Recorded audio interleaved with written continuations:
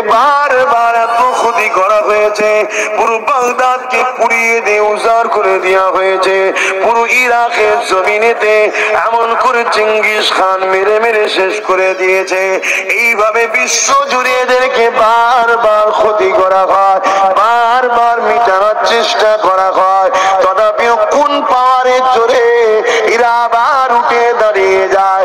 এদেরকে তো রাজ ক্ষমতা দেওয়া হয়নি, এদেরকে তো প্রশাসনিক ক্ষমতা দেওয়া হয়নি, এদেরকে তো বিভিন্ন দরবার দপ্তরে বসানো হয়নি। এরা বেকার গরিব খেটে খাওয়া মানুষ, এরা সমাজেরই মানুষ। এরপরও এরা বারবার বারবার কি করে উঠে দাঁড়ায়। এদের উপরে কত সুনামি আনা হয়েছে, এদের উপরে কত জুলুম অত্যাচার চালানো হয়েছে, তথাপি এদেরকে মিটানো যায় না। কোন পাওয়ারের জোরে এরা দাঁড়িয়ে যায়। দুনিয়ার প্রত্যেকটা জালিম রিসার্চ করে দেখে নিয়েছে, এদের হৃদয়ে একটা পাওয়ার আছে, ওই পাওয়ারের কাছে দুনিয়ার সব পাওয়ার মিটে যায়। ওই পাওয়ারের কাছে পরমাণু পাওয়ারও কিছু নয়, ওই পাওয়ারের কাছে আমেরিকাও কিছু নয়, ওই পাওয়ারের কাছে ব্রিটেনও কিছু নয়, ওই পাওয়ারের কাছে পৃথিবীর সমস্ত জালিম এক জায়গায় হয়ে গেলেও কিছু নয়। ওই পাওয়ারটার নাম হলো ঈমান, ঈমানের পাওয়ার। আরো জোরে বলুন সুবহান। কিসের পাওয়ার? ঈমানটা কি জিনিস? বারুদ দিয়ে তৈরি করা নাকি? পরমাণু বোমার যে সব মেটেরিয়াল আছে সেগুলোতে তৈরি করা নাকি? কি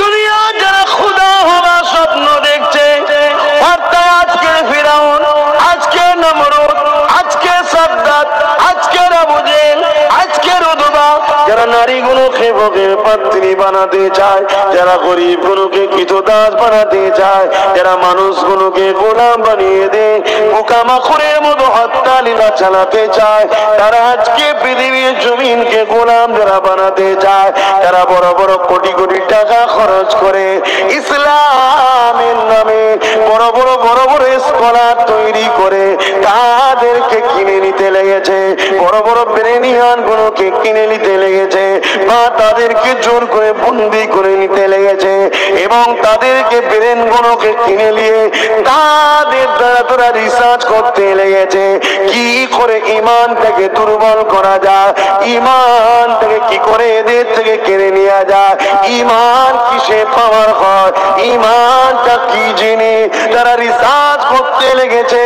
ওই সকল স্কলাররা যারা অর্থের লোভে বিক্রি হয়েছে, ওই সকল মুফতি মাওলানা আলেমরা যারা অর্থের লোভে বিক্রি হয়ে গেছে, তারা পরামর্শ দিতে লেগেছে ইমান দুটো জিনিসের উপরে দাঁড়িয়ে আছে, একটা হলো নবীর প্রেম, আর একটা হলো নবীর আদব।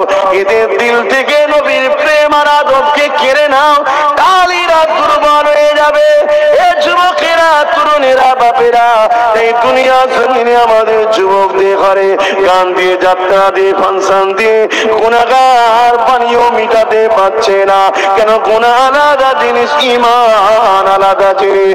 এই ঈমানকে লুটার জন্য তারা নতুন করে পরিকল্পনা তৈরি করেছে। হুবহুব আলেমের নাই, হুবহুব মাওলানার নাই, হুবহুব মুফতির নাই, হুবহুব পীর সাহেবের নাই, বিভিন্ন জায়গাতে তারা ছেড়ে দিয়েছে। তারা ঘুরিয়ে ফিরিয়ে কলে কৌশলে তোমার আমার ঈমানকে নষ্ট করার চেষ্টা করছে, নবীর প্রেম করাতে চাইছে, নবীর আদব কমাতে চাইছে, যাতে করে তোমার আমার ঈমানটা নষ্ট হয়ে যায় বা দুর্বল হয়ে যায়। কেননা নষ্ট ঈমান যদি হয়ে যায়, দুর্বল যদি ঈমান হয়ে যায়, তাহলে তোমাকে আমাকে অন্য কাউকে মারতে হবে না, নিজেরাই লড়াই করে করে শেষ হয়ে যাব। শুনছেন তো নাকি? আমার ওয়াজ সবাই বুঝছেন তো নাকি?